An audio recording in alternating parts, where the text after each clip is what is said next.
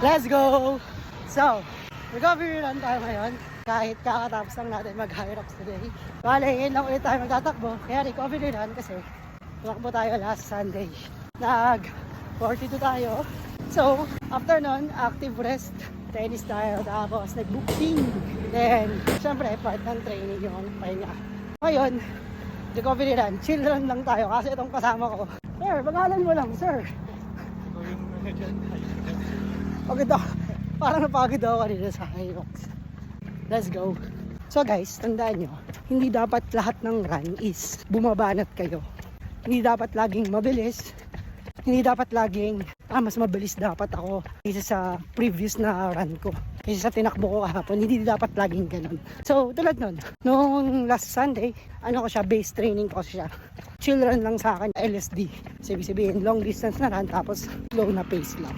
Wala akong hinahabol dun na time. Ang inaano ko dun yung distance. Ano lang hinahabol mo, bro? Oh shit, yung reply niya. Oh. Anyways, every after long run nyo dapat. Siyempre, importante magpahinga. Pakiramdaman yung sarili nyo.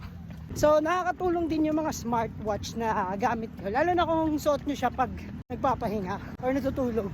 Kasi nati-check dun yung, di siya sobrang 100% accurate.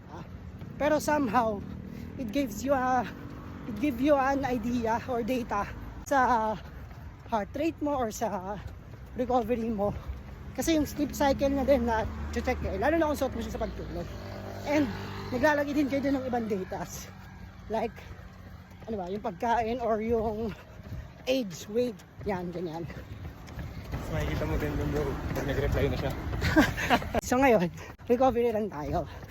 So ano yung recovery run? So yung recovery run nyo dapat madaling distance at comfortable distance sa inyo. Shorter distance mas okay. Tapos yung takbo nyo is easy lang. Chill. Much better kung zone 2. Again, rest and recovery is part ng training. So yun guys, pinaka-importante syempre is i-enjoy nyo lang yung bawat takbo nyo. Enjoy nyo lang, trust the process. Kaya ma-frustrate, enjoy nyo lang guys. And ingat lagi sa pagtakbo. Let's go!